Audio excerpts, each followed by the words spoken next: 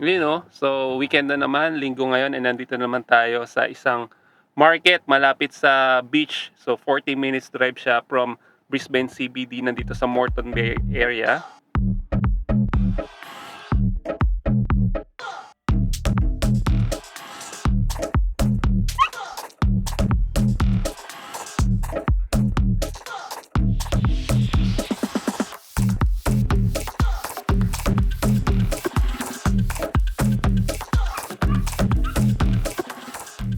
So it's about 40 minutes na drive from Brisbane City. Hindi na siya Brisbane City, actually Moreton Bay Council na siya.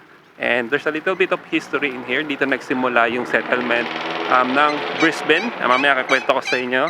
Pero nagugutom na ako. Hanap muna tayo makakain din sa market. At pakita ko rin sa inyo kasi may jetty na puntahan dito, which is maganda rin. So tara, sama namin kayo. Think it over. It's sweet to you. Stop in the name of love before you break my heart. Stop in the name of love before you break my heart. Think it over. Think it over. I thought of your secluded nights. I've even seen you maybe once or twice. This time you in my arms. Think it over. I've been good to you. Think it over. I've been sweet to you. So actually nakaikot na kami dito sa buong market, no. Napakahaba pala nito, yung isang diretsong kalsada hanggang doon sa dulo yan, hanggang dito. Ang daming store. I think ito yung pinakamalaking market na napuntahan namin so far. So bumili kami ng tornado potato. Kano to? $9. And then apat na barbecue. Kaya nga walang kanin eh. Apat na barbecue for $17. And then ang calamari for mga calamaring ganito for $13. So naglatag na lang kami dito ng picnic while enjoying the view. Andun yung jetty. Andun, hanggang dun yun. And then that's the Moreton Bay. That's the Moreton Bay right there. Tapos nandun din yung Tanggaluma Island, yung pinuntahan namin last year. And kung hindi nyo pa napapanood, panoorin nyo po. Napakagandang island nun. And kain na muna kami. Ha? May bata nagsasayaw ng ano dun, ng Michael Jackson. Habang doon naman may kumakanta. Doon naman may kumakanta.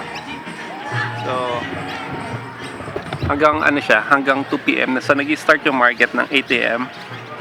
Tapos, magtatapos siya ng 2 PM. So, yung mga brunch, tsaka lunch, dito na rin. Minsan, yung breakfast din. Kasi may nakita ko mga toasty, mga goslume na breakfast. So, ano siya, lunch, brunch, tsaka breakfast.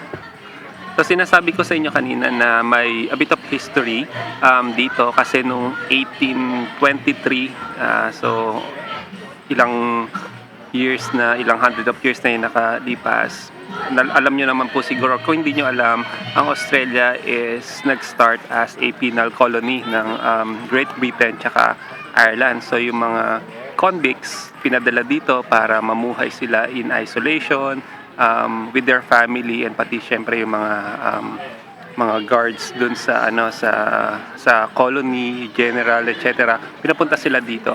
Una silang lumapag sa Sydney, and then nung medyo napupuno na dun sa sa New South Wales, nag-utos si Governor, I think it's Governor General or General,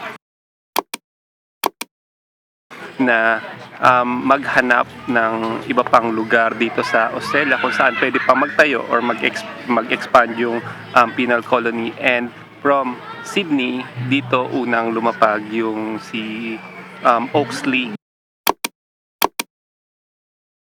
nakita niya itong Red Cliff as a possible candidate na mag-extend yung colony. And then siya din yung nakakita ng Brisbane River sa tulong ng mga castaways, and siya yung nagpangalan ng Brisbane River. And then of course nag-expand and then nag-start na rin yung city ng Brisbane from there.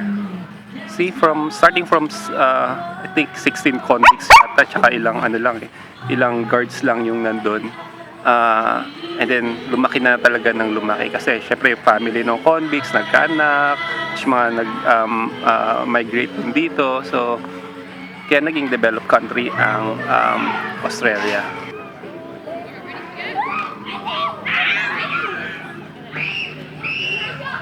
Mga batang naliligo dun, no?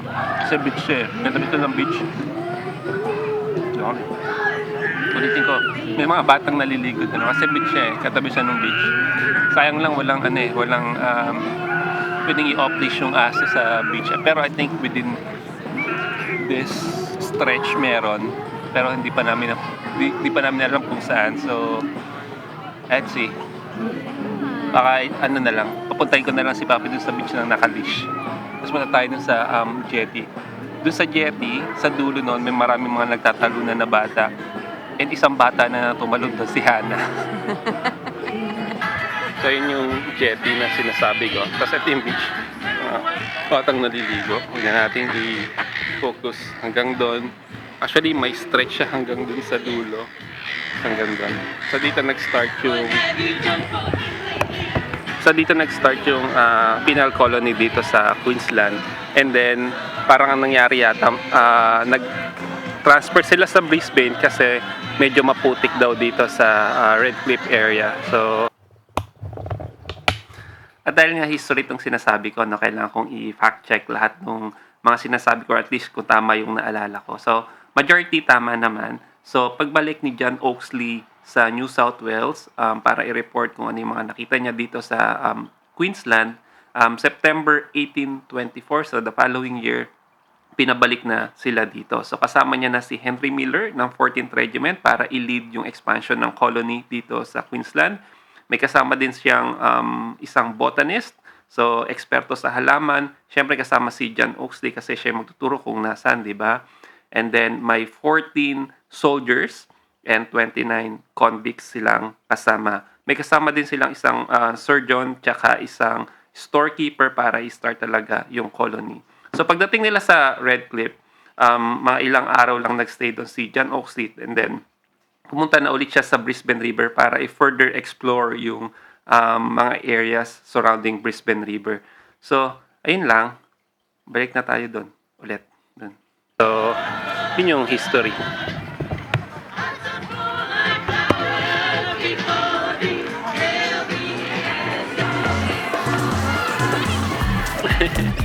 Tonto ah.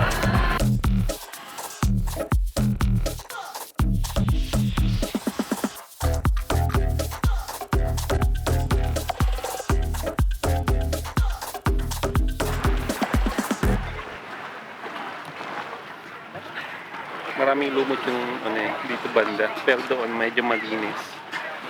Naman siya. Ito. Ito sa likod. Ayan. So, doon tumatalon yung mga batang makukulit. Kasama si Hana.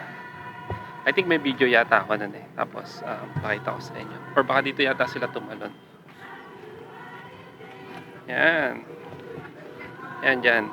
Tatalon yung mga bata dyan. Tapos, aakyat doon. Tapos, babalik ulit sila.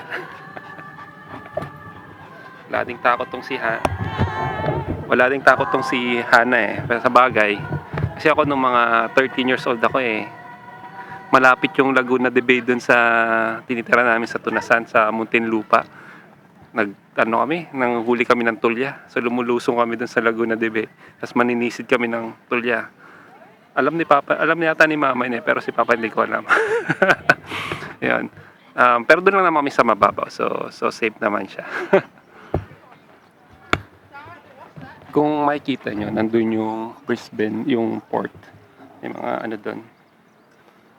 Parang daungan na malaking ship. So doon yung bunganga ng Brisbane River. So So si John Oxley, nung pumunta siya dito sa Red Cliff and gusto niyang tumingin pa further, nakita niya yung mga castaways doon sa ano. Papunta siya doon sa south, and then tinuro sa kanya yung Brisbane River kung saan papasok. So pumasok pa talaga sila doon.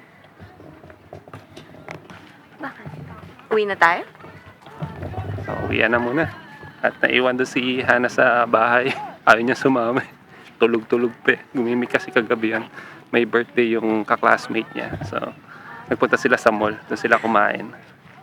Puntahan na natin kasi mag-alas 12 na rin. Gutom na din yun.